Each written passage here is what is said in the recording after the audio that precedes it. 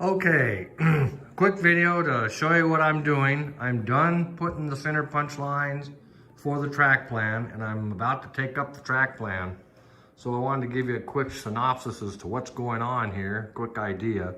And these two tools here that I started showing you here at the beginning of the video, you probably already know what they are. This is a Pounce tool, works pretty good. And this is a Machinist Punch. They both work pretty darn good. They both have advantages and disadvantages.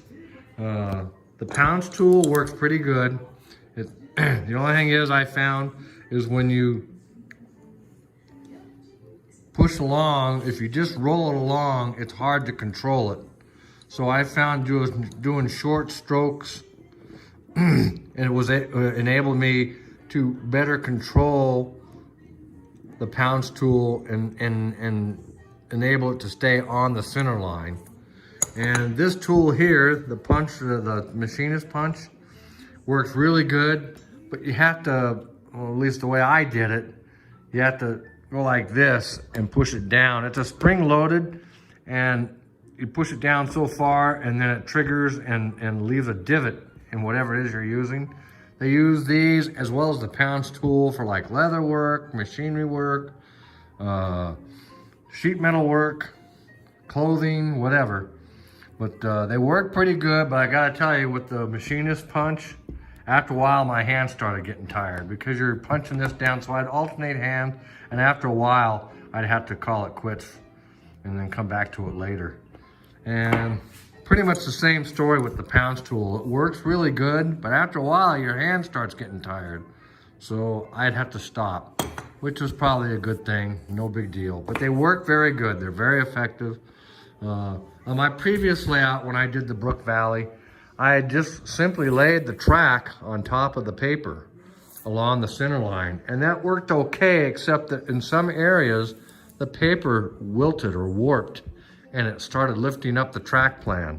So, or the track itself, the ballast. So that wasn't such a good idea. So after reading the instructions and talking with Randy Pfeiffer, developer of the third Planit CAD program, he suggested I get a Pounce tool or using a Machinist Punch. And they both work pretty good. I'm real happy with the results. And as you can see here, you can see the divots that were left behind by the Machinist Punch. And then over here is, I'm not sure if you can see it or not. Well, there you go. That's what's left from the Pounce tool. So it's very effective. Like I say, just go slow and easy, back and forth. Don't try to do everything in one fell swoop.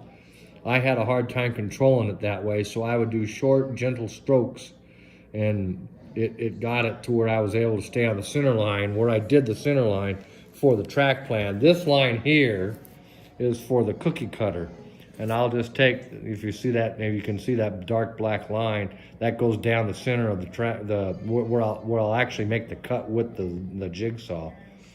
And this is to help me, this is to enable me to get the elevations that I want in the different parts of the layout.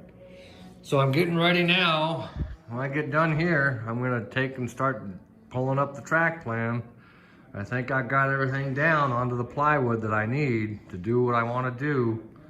Won't be long, I'll be doing the cookie cutter. I gotta set the splices. I gotta set them over here, right there. If you see the writing on the side, right there. And I don't know if you can see it or not. But there's two pieces, there's two areas where I have to put splices in over there, as well as over here. And then there's some over here as well, right there and in there. And then over here as well, right there, and then right here. So that's what I'm gonna be working on next. Putting in the splices, and then once I get the splices in, the cookie cutter work starts. The cookie cutter will begin. So anyhow, I hope you enjoyed this. Leave any comments you wish. And thank you for watching. Bye for now.